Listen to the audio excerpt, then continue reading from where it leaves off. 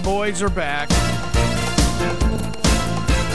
Mike King back in Las Vegas. Charles Moskowitz in Boston. And no, this is not Al Jazeera Radio. This is Money Info for this week. And brought to you by Princeton Research. Boy, I'll tell you, you've got that newsletter, you've got the texting service, now you've got the conference call on Wednesdays. Doesn't get any better than this. Good morning, guys. How are you? Good morning. Obviously busy. Yeah. It sounds like very busy. I'm just sitting here. I was just wondering if I need to get my eyes checked, because I swear the newsletter this week said that in the options-only account, that made a gain of $6,592 profits. Yeah, it was actually only 2,000%. Gee, I don't know, Charles. That's just not enough. The thing, Greg, is that I would never try and promote the letter based on a gain like that. But if you go back over the last 2.5 years, you'll see that we have at least one or two of those outsized gains every year. Wow. Last year, I think it was Amazon and Chipotle. If you recall, we had the Chipotle. We bought puts the day before the earnings came, and the stock went down $85 at the open, and we made, close to the same amount that we did on this trade. But because of the balanced approach, our losses tend to be, at worst, about 50%. Right. And we don't have, this week, we have actually, the balance in the account would be about $37,000. We only have $3,000 or $3,300 worth of money at risk this week. And on the 50% rule, that makes it only, $1,600. That's a really minor 5% of the total equity at risk. So, it works. Boy, that sounds amazing. And Michael, welcome back from Asia, and thanks. Hopefully your trips were fruitful over there. It was certainly very educational. What is intriguing, according to Bloomberg, you came back at the right time, apparently, and apparently so was a lot of capital finding its way back to the U.S. The rupee is falling like a rock in India. Thailand is supposedly in a recession. Indonesian stocks have slumped about 20%. And Chinese banks are making bad loans. Wait a minute. Where have I heard that before? Oh. Sorry about that. Well, the tick trades, the TIC, the balance had left America for the last 5 months. For each of the last 5 months. Okay. The balance of money that we've needed so badly for our deficit, instead of coming into the country, has been exiting. And then last month, to make matters worse, China and Japan sold together about $60 billion worth of paper. Ooh. Mostly treasuries. Mm-hmm. They must have needed money or something. Who knows why they sold it? But it certainly put a dent in Uncle Ben's plans to bolster the economy by buying bonds, because he had to buy what they're selling. Yeah. Oh, no. Yes. Okay. Well, yeah. So we just keeping mortgage rates low. Hey, Casey, how are you, man? Casey Quintana over at Pipeline over in lovely Tampa, Florida. Yeah. The other thing about it, by the way, is that as interest rates continue to move up a little, the market is seemingly kind of disengaging. I noticed yesterday it was kind of disengaging from the influence of the 10-year. I mean, the 10-year has gone from, basically went from 272, 273 last week to a high of, 290 on Friday. And so, I would have thought that yesterday was going to be a horrendous down day. And while we did close down near the low, down 70, 290 on the Treasuries should have scared people a little bit more. And frankly, the other side of that is, as the yield curve steepens, our financial institutions will do better on the earnings side. And as Mike has pointed out, this market has been earnings driven as opposed to really psychologically driven. The big surprises have continued to be on the upside. Not that they don't punish the stocks, that miss badly, like all the teen retailers last week and the week before. Right. But, well, financial institutions... This week, they've done just the opposite. Right. This week, Urban Outfitters, for example, is up almost $4, up 10%. Right. TJX, JCPenney, all doing very well. Yeah. And JCPenney's numbers were not good. They were bad. It's just that they were oversold, and JCPenney shares got below book value. They've gotten extremely oversold. And so JCPenney is probably a tremendous buy down here. I know you were trying to buy it. Right. But at $12.70, I don't think you got it. No, it only got down to about $12.82 yesterday, or $12.83. We're not going to. We tend to not really chase them, but we'll get another chance, and if it consolidates a little in here, I don't mind paying up for it. Sure. As I see it. It's a good time to buy them for a rally into November. December, from the opinion side, the market opinion side, everybody is ready for this company to go away. I might add that there was another company also in the retail business that nobody thought could recover at all, that is up just a scant 300% from its low, and that was Best Buy. Yeah. We also beat today, whose stock is also up $3.50. Everybody 10%. said, "Oh yeah, they're the showcase for Amazon, and people go in there and they showroom and they look, and then But the fact is, you now pay tax on Amazon. You pay for delivery.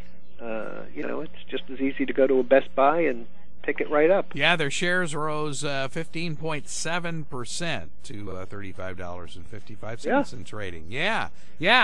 But the stock was 11 at the beginning of the year, and everybody said it's gone. Well, same way that Circuit City went. This is the same way. But you know what, though, the culture in Best Buy has changed since the first of the year too, and I don't know what it is, but I mean, it's like, they're really there to help you and answer questions. And believe me, finding a human in that store, at least the one locally here, was next to impossible. But now it's like, they kind of, swarm you and are overwhelmingly there to help you. It's like the problem that there was before at Sears.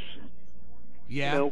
If you went into Sears, you had to sound an alarm. You probably have to try walking out with something and get stopped for shoplifting in order for somebody to get you for you to get their attention. Well, see, that's Home Depot, and that's the difference between Home Depot and Lowe's. I mean, Lowe's, there are people all over the place ready to help you. Right. And Home Depot, you have to really look to find somebody. So, yeah, you're right. And their earnings were good, and it's up. Well, home improvement. It's largely become a boutique within a box. I mean, you can go to the Apple store and wait 4 hours to get an answer question, or you could go to the Apple store inside Best Buy and wait 20 minutes. That's interesting. Because of Apple's non-discounting policy. Yep. Here in Massachusetts, over this past weekend, was the tax holiday. Yes. And so, you can save 7.25% or 6 3, whatever it is. But, as Casey was saying, and you too, Greg, the fact of the matter is, they were only letting people in to the Apple store as they were letting people out. I mean, that's how busy it was for them over the weekend. That's amazing. Yeah, that's really amazing. Well, guys, we've talked about this. Casey, what kind of a phone do you have?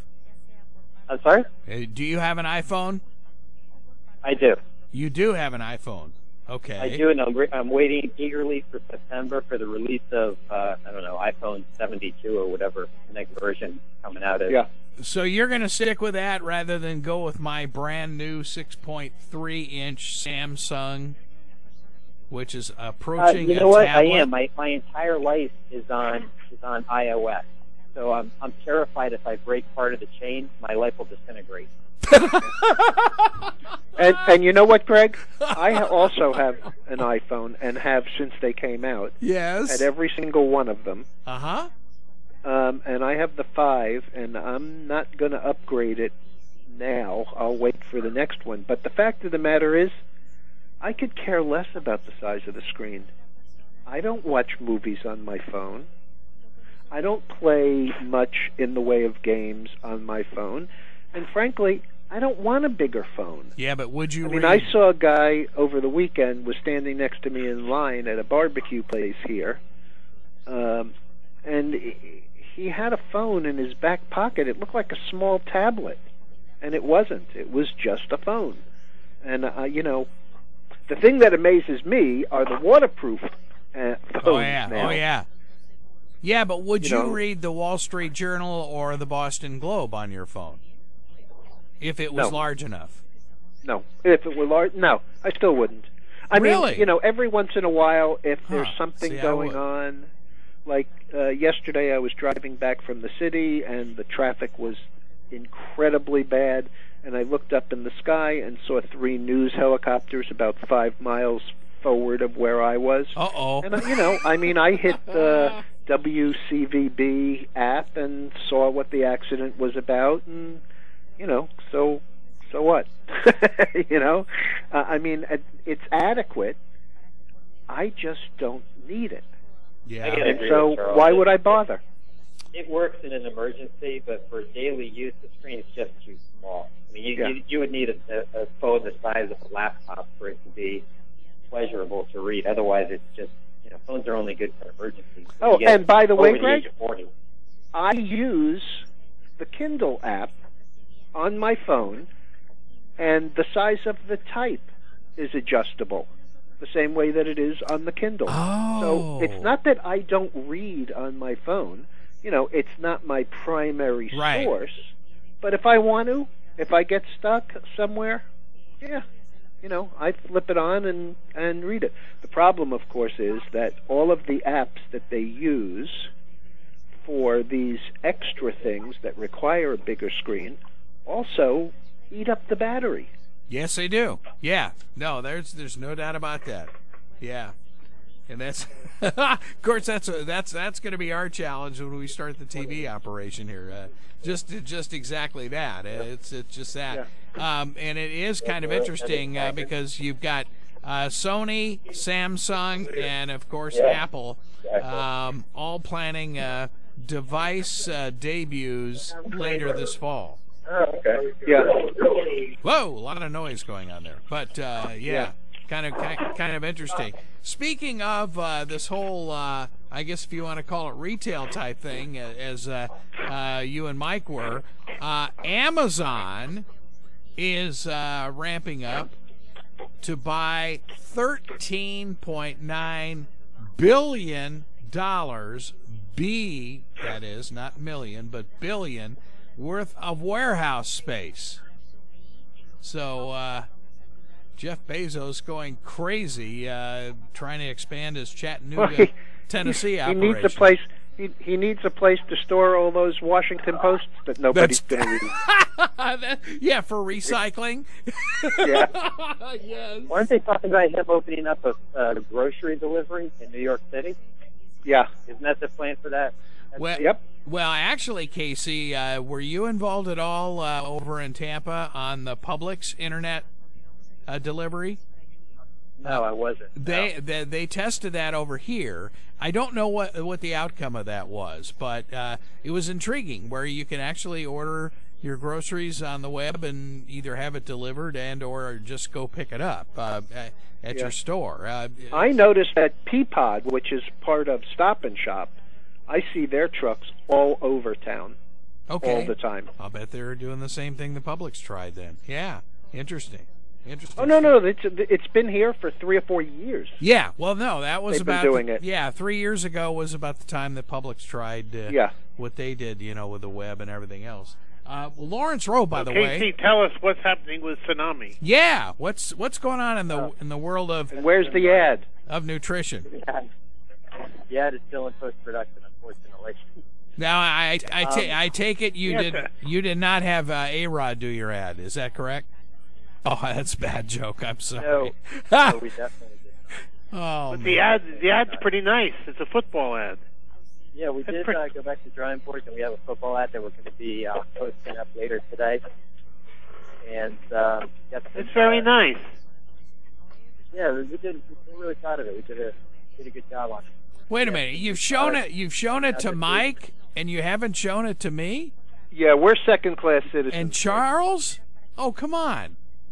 No, that's not the case at all. Well, why don't you run it? Why don't we run it on the show here? Yeah, there you go. Yeah, we can definitely do that. That'll be wild. Yeah, sure. We'll send us MP3 version of it, and we'll get it on the air. Actually, we'll put it on our website as well. But so when does this actually? Is this a Monday Night Football thing for ESPN? Yeah, we're trying to get it approved through ESPN, Fox Sports, and NBC Sports. We should hear back tomorrow. Whoa! So you're going broadcast as well as cable then, huh? Mainstream. Yeah. Whoa! Well, I'm going to have to hit you up for some money, pal. I mean, whoa, my goodness. NFL over air. That's interesting. That's good stuff. Good stuff. Well, how's your business going?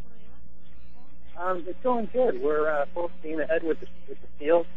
We've got a shipment being delivered to them on Friday. So, everything is going really well with it.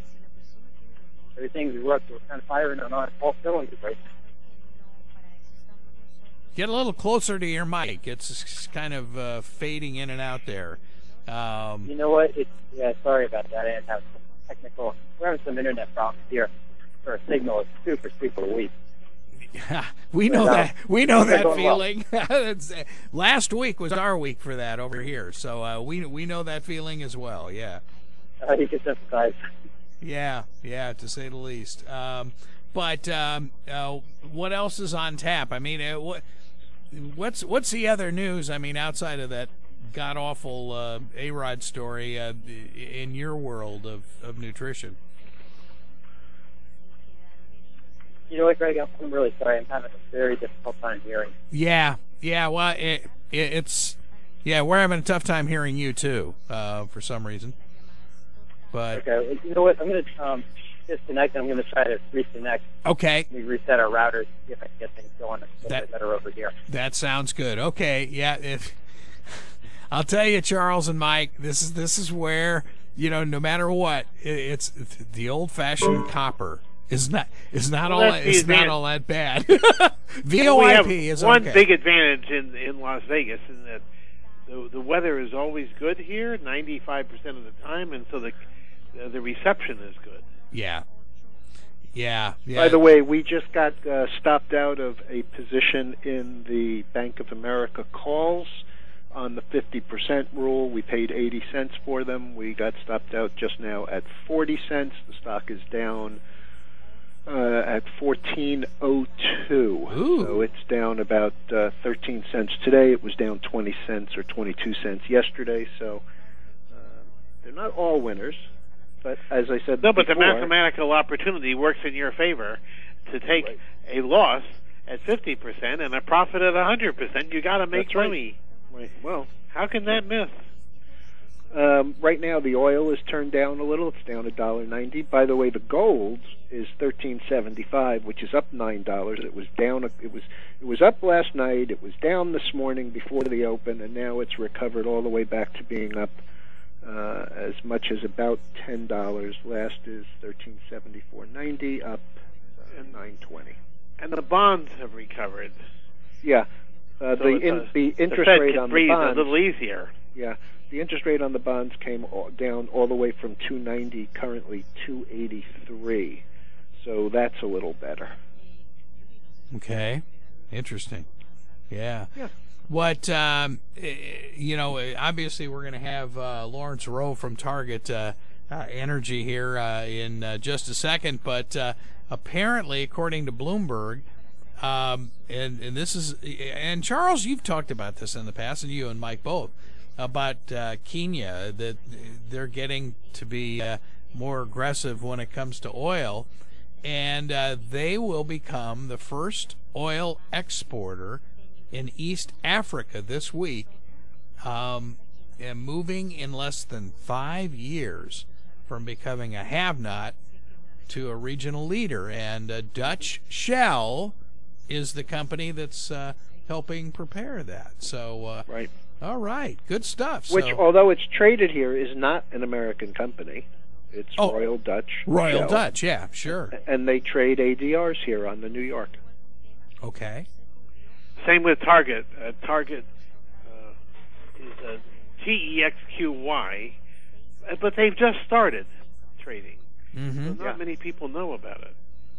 And so the ADRs don't trade much, but the Australian stock trades a lot, TEX.AX. It trades a lot in Australia. Yeah. It's very liquid in Australia. Yeah. It's new in America. It's funny. You look at the African oil companies at Tullow, Tullow. It's TLW is the stock symbol on that. That apparently has been in Uganda and places like that as well. But I just don't even think about Africa as being an oil exporter, but apparently. Oh yeah. Yeah. Huh. Nigeria is a force. Okay. Well, see, I just don't understand that much of that part of the world, I guess, and it's interesting. So then, where do they send their oil? Would that go to Asia, maybe? Honestly, it's so liquid. The market is so liquid. Yeah, oil is definitely a fungible commodity. Yeah. It's amazing. And I guess we sent a destroyer or a aircraft carrier through the Suez Canal today, so that's still open. Just to test it, right? Yeah. Oh, yeah. Yeah, Yeah, we'll test it. I think it was the Harry S. Truman or something, and when they said it, I kind of laughed, Yeah. We'll but you have to remember that, Egypt supports a fair amount of their economy on the revenue that comes out of that canal. That's right. So I don't think it's in anybody's best interest to shut it down, either side. Right. Well, exactly. I mean, you figure Egypt right now is in just horrible shape tourism-wise, so they've lost all that income, and then, of course, everything else that's going on, too. Hey, have you seen the commercial on TV, Greg or Mike? It's something about planning. I don't remember whose it is, but there's a guy who says he's standing with a it's a Geico commercial, and the guy is saying, well, did you know that the pyramids were actually a mistake? Yes. That is one of the funniest things I've ever seen. Mike, have you seen it? No, I haven't. Mike. So the guy, there's Geico obviously commercials are a ruler, a pharaoh standing there with an advisor, and he opens up the blueprints, and it's for 3 different size squares. Let's welcome Lawrence Rowe of Target Energy. Hey, Lawrence. Lawrence Rowe. Hey, Lawrence. Hey, good morning. How are you all? Hey, welcome back. Thank you very much. Yeah, we were just talking a little bit about oil from the African continent, and now we can talk a little bit about you guys at Target Energy. What's going on with your company? Oh, well, only good things, I'm pleased to report. We're keeping busy, and things are looking quite positive for us. So we just finished drilling another well in West Texas. We released the rig late last week, and we should be completing that well. We will be completing it for production in a couple of weeks' time, but we think that one looks very good, and it sets the stage for us to continue to drill, hopefully successfully, in West Texas. And we're about to bring online well that we drilled a few months ago in Louisiana. We should have a completion rig out there actually yesterday, as a matter of fact. Start that work, and hopefully that should be online and flowing within a week or so. So we've been busy, and everything's sort of going forward at a good clip. Lawrence, That's going to really help your reserve numbers, no question about that. Absolutely. We're just completing our reserves assessment for the 2012-13 year, and we're yet to release those numbers, so I can't say too much other than that they're all heading in the right direction. We're quite pleased with that, and as you noted, the new wells will help those numbers considerably, in my opinion. Wow. Lawrence, where is that well in Louisiana? Okay, that's at our East Chalkley field. It's in Cameron Parish, so you're in southwest Louisiana, not far from Lake Charles. It's a field that we've been involved in for a few years, and we've been looking for an opportunity to drill another development well there. We drill that in May and June. It's just taken us a while to organize a crew and get the completion procedures sorted out. It's a field that we haven't been as active in that as we would like to have been, but hopefully that's going to change. In the meantime, getting this well drilled and then getting it online, hopefully within a week or so, it'll be a good step in that direction. That's great. Yeah, you hear a lot about refineries in Louisiana, but not all that much about drilling. But so there is oil there then. No, there's no shortage of it. No shortage. Okay. That's great. So the other thing that Louisiana enjoys is we tend to get slightly better oil prices than West Texas. We get what's called Louisiana Light Sweet, which is closer to Brent prices. So generally we're selling our oil at a premium to what you get if you're just getting straight West Texas Intermediate. So you would be closer to the 107, 108 mark versus the other. Yeah, what are the correct. comparisons? Yeah, it's the gaps close pretty much, but it'll be in that 107, 108. I frankly can't complain too much when oil's over $100 either way. Sure. That's very good. Now, up until last year, wasn't there always like about a $20 difference between the oil and the Brent crude, and all of a sudden the gap started to narrow? That's correct. There was quite an offset or a gap between Brent and West Texas Intermediate, and a lot of that I think was associated with transportation bottlenecks here in the U.S., particularly to Cushing. That situation is resolving itself. There's a lot of clever people here and entrepreneurs that can see an opportunity, and we've been busy building new pipelines, particularly down to the coast here in the Gulf, to offset those transportation bottlenecks. And what you're seeing is that price now sort of closing up as we there's other factors involved as well, but transportation is the key one. So as we kind of overcome those hurdles, we're seeing the West Texas price improve and that gap begin to close. Okay, so there's no oil shortages per se, it's just transportation problems. Exactly. It's because we as an industry are doing such a good job. We're bringing more and more oil particularly out of the Permian, and you just have to physically transport that. You've got to find the trucks, the rail cars, get them into pipelines, and we've got the production is ramped up so much that the infrastructure is struggling to contain that. But again, there's work underway now. We should see, I think, 1 or maybe 2 pipelines completed next year that will improve that situation considerably. So how much production are you expecting now and then come December? What type of production are you looking for from Target? Okay, well, Target's producing, I think, net to our working interest, 200 or 300 barrels a day at the moment. We should be able to, I'd like to think we can double that by the end of the year. We have more drilling.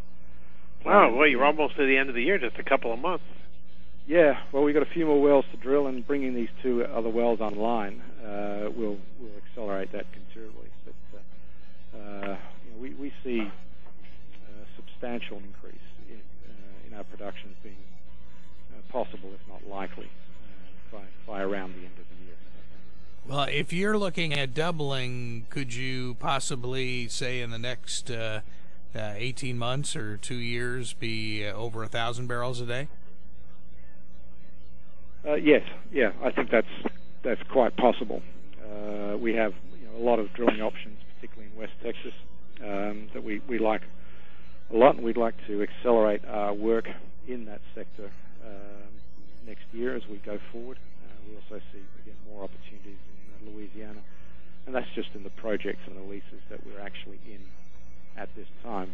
We have a number of opportunities that we're evaluating to expand our position in West Texas, in the Permian, and that will lead to higher levels of activity as well.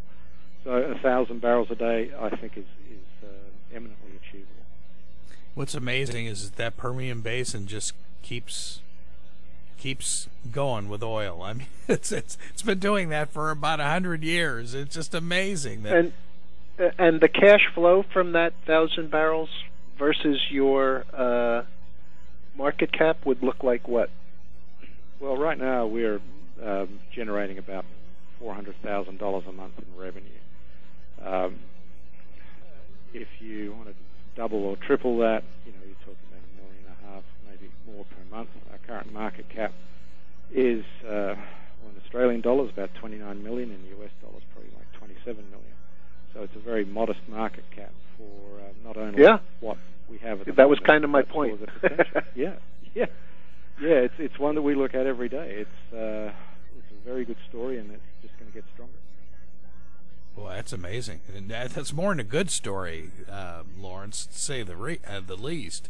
That's a real good one. Now, your year end is what, October?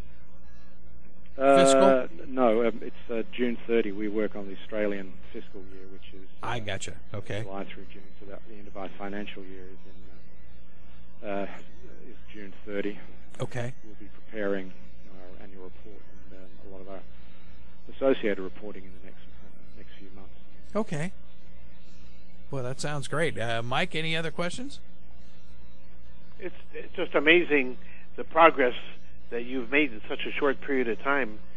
I mean, you've only been here a short time, and it feels like longer sometimes, Mike. But yeah, we're very proud of what we've done and the timing, and I think we're setting ourselves up for I think more success, to be quite honest. A lot of hard work involved, but we're looking forward to it. Lawrence, for folks who may be tuning in for the very first time, tell us a little bit about Target and how did you wind up straying from Australia to West Texas? Took the wrong freeway off ramp, right? Oh. Yeah, I zigged when I should have zagged. Right. We set Target up to work in the United States because I'd worked in a lot of international areas, high risk, high reward kind of projects, and they're a lot of fun. But I'd also worked in the US in the past, and I'd learned to appreciate an environment where it is business friendly, where there is a lot of activity. There is the geology is very giving if you've got the right technology, and there's a lot of infrastructure. In other words, drilling a well, a successful well, can lead to cash flow within a few months rather than waiting years or decades in some cases for big international projects. I thought from a shareholder's point of view, activity, success, and a rapid monetization sounds like a pretty good combination. And so we came to the US. So I thought that was the best place to do that. We settled on projects in the Texas Gulf Coast. We weren't necessarily bound to that, but that seemed to be the best area, and we ended up drilling some good wells in both Texas and Louisiana. And then a few years ago,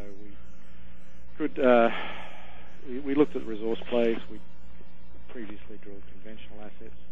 We felt that the resource sector was the way to go, and Target determined that the Permian Basin was, I think, the best place for us, and that certainly has been the case.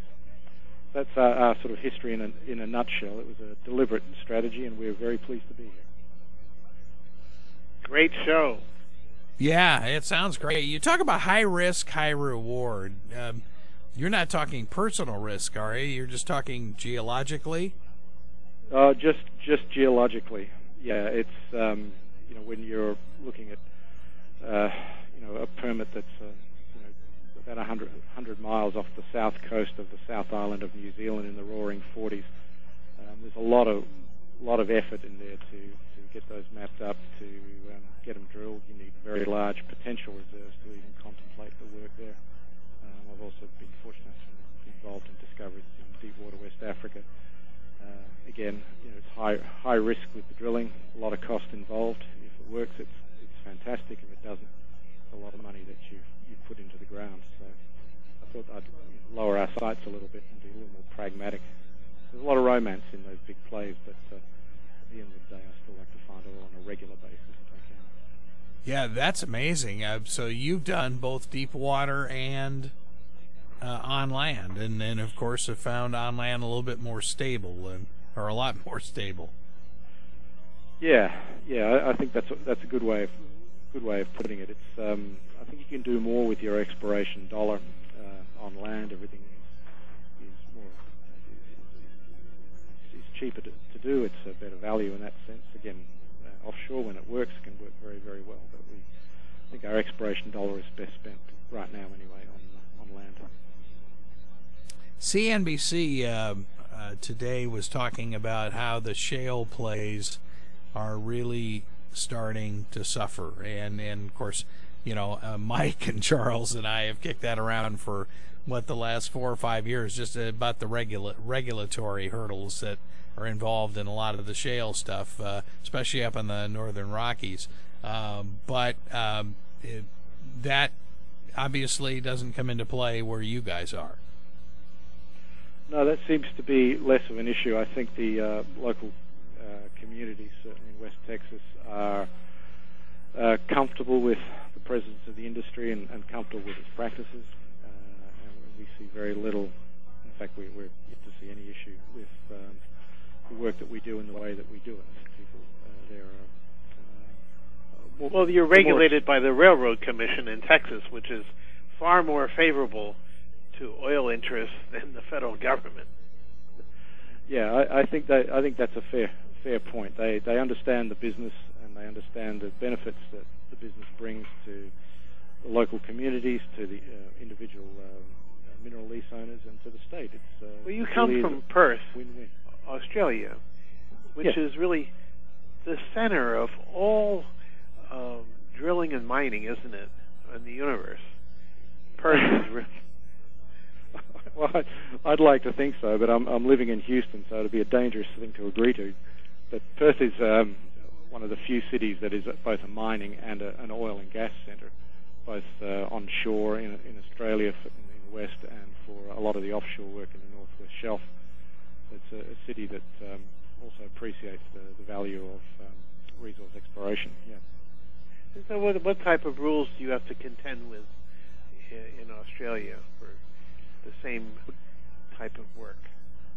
Okay, the rules are different in the sense that the minerals, that's the oil and the gas or whatever, is owned by the Crown or by the government. So the leases are always issued by either state or federal authorities. There's virtually no private mineral holdings in the country. There are a couple, but nothing to speak of. Generally, the government understands how the industry works, and I think we have fundamentally a good working relationship.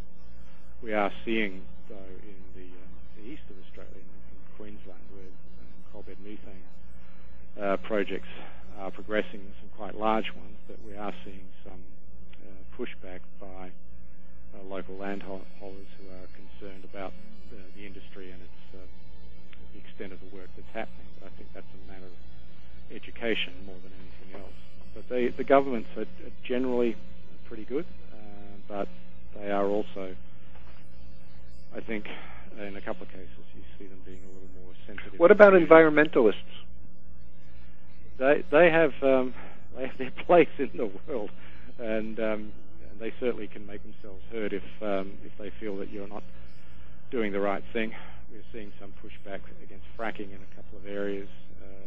Again, regions that historically there's been no problem at all, but I think there's concerns about the practices fueled by films like Gasland and things like that.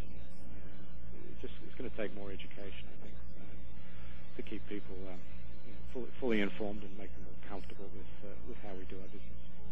It's kind of interesting. I didn't realize that it's the Australian government actually controlled all the leasing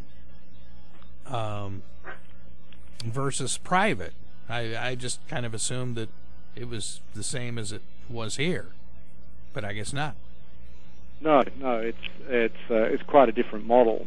What it means is also there's the turnaround of acreage is more controlled. You tend to have very big tenements compared to the leasehold situations that we have here in the U.S. In some ways, that makes that a little bit easier. The government also ensures that when you finish working an area, when you relinquish the acreage, that you're obliged to turn over the data that you no longer technically require to the government. And as such, it continually amasses drilling and seismic data and all that technical information. So it ensures that the next person who comes along has access to all that information as well, and it does sort of optimize the exploration effort. That's intriguing. Now, here, it's more dynamic as a result. Right. Does Canada have the similar type of rules that Australia does, then? I believe that in Canada, you're obliged to deal with the Canadian government as well. Huh. Okay, so it's just basically the British colony type model. I guess so. Then they're not as entrepreneurial as I think as you guys here are here in the U.S. Or maybe we were. There seems to be I'll leave that for another show. Yeah, there seems to be some debate about that too, as a matter of fact. But boy, Target Energy, it sounds like you've got some really exciting stuff going down there in Houston. Yeah, we do, and we're going to continue to do that and to hopefully pick up speed as we go. Lawrence, good work. Yeah, it is good work, Mike. Can you give us kind of maybe a 5-year plan on what your vision is of Target? Okay, the plan now is really to consolidate in West Texas, expand our position in the Permian. We're also looking at other projects within Texas, but elsewhere. The 5-year plan fundamentally is to continue to grow this to the point that we, I think, are attractive enough to sell. The fundamental model is build and sell. We don't want to sit on our hands here, so we are looking to accelerate the work and the results, and I think the ultimate outcome and sale of the company within, say, 3 to 5 years. Okay, that sounds good. Charles, any other questions? Not a one. Well, it sounds like you made quite a bit of progress in just a very short period of time. So, I'm sure we'll be talking with you several times over the next 5 years, and just keep it going, huh? No, I'll look forward to talking to you as time goes on and reporting more material and positive progress. There we go. Mike, do you have any other questions? Thank you so much. It's really... you've just done such a great job in such a short time. Amazing. Thank you. Congratulations. Thank you again. All right. You're welcome. Thank you very much. Lawrence Rowe, Target Energy in Houston, Texas, from Australia, Perth, Australia to be exact, home of the America's Cup several years ago. TEXQY is the ADR in America, and TEX.AX is the trading in Australia. Okay, that's wild. It's amazing, when you're talking about oil exploration, Mike, that there's so much out there. We're sitting on so many hundreds of years of whether it's natural gas or sweet crude. I mean, it's there. It's just kind of like it's. But what's very interesting, Charles, I thought, was when Lawrence was talking about it's our infrastructure that isn't there yet. The oil companies are doing their thing, but now we've just got to be able to get, the product of the fruits of their labor to market. and that seems to be what the expansion of drilling has been so immense that the infrastructure, even though it was substantial in Texas, far more than any other state, it wasn't enough. Well, we better hope I'm just wondering if the reversal of the pipeline to Cushing to the pipeline from Cushing is, going to hurt them here. Yeah. I mean, in general, not Texas. Not Texan specifically, just in general, whether that becomes an issue. Of course, we just have to wonder too if Governor Perry decides to secede from the Union, what the new Republic of Texas is going to be like. No, I'm just kidding. But it is interesting, Mike. You talked about the Railroad Commission. Well, the Railroad Commission in Texas is the regulatory body that oversees all the oil production. They set the rules. I think that's fascinating. Yeah. But they're pro-business. Yeah. As is most of the structure of Texas. I was going to say, I think the whole state is. Yeah. Well, we've got about, maybe 5 minutes left. Let's kick around what looks good for the next week, Charles. Well, let's see. We just bought some Groupon again. It's come back in a little. It had gotten up to a shade over $10. We had paid $6.49 for it, so we sold it, and I just bought some options and the stock. I'm I'm still a little concerned about the market. This is a very tough time of the year, and it's exacerbated a bit by the fact that it's the last effort for people to be away, and not really participating, so the volume is dramatically light. I mean, on that down day that we had last week, 200 and change, we only did 600 million shares. Volume on a day like that, should probably be twice that, maybe even 3 times that. So, we're going to get exaggerated moves here. I think that the Apple has somewhat run its course in here. It's now down about $5 on the day, with the market up about 36 and the S&P up a couple. And so, I think normal and expectable after a 12% run in 8 or 9 days is, probably okay. Love to see it test the 485 area again. 502 right now. Tesla continues to move up, 147.97. Really?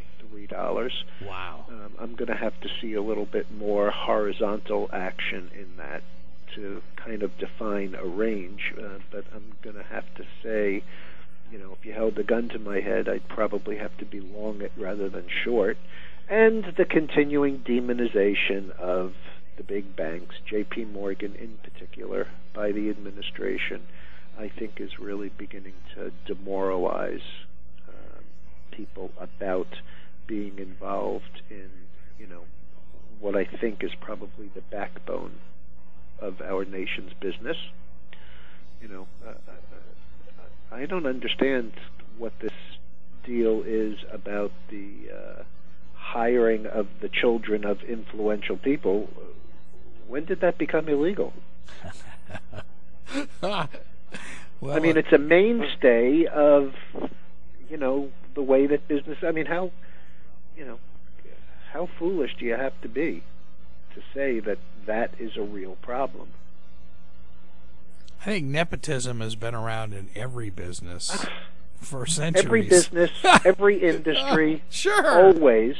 And frankly, I don't see anything wrong with it. Why wouldn't I hire somebody who's going to bring in business? I thought that's the point of business. Yeah. Oh yeah. It is truly amazing to hear some of the stuff. Now, that in your area of expertise, Greg, evidently Netflix has made another deal with another content provider today. Yes. Yep. and that will get them access to content, I guess, a little bit earlier than the Red Box and the, even pay-per-view, the on-demand stuff. And so their stock is, up yet again another $5 or $6. Yeah, we got another call from them last week saying, "Are you guys up yet? Yeah, want your stuff?" Yeah. And it's like, oh, come on. Yeah. Oh, I know. Yeah, it's their Netflix is getting very aggressive, and if I was a cable company right now, I'd be really nervous. And definitely. Yeah, speaking of cable companies, what is going on with Time Warner and oh man, Showtime? Well, and it's all about. I mean, whose fault is it? It's all about the retrans fees. Retransmission, for folks who don't know, is what the networks get for cable companies per home. And ESPN is like, they're off the charts. I think they're getting like $10 a house now, and basically that they utilize that money to pay things like NFL rights and stuff like that. And yeah, Time Warner just dug in and said we're just not going to pay any more. And yeah, I know a friend of ours in Los Angeles was just complaining about that the Dodger games are all on KCAL television, which is part of CBS now. And guess what?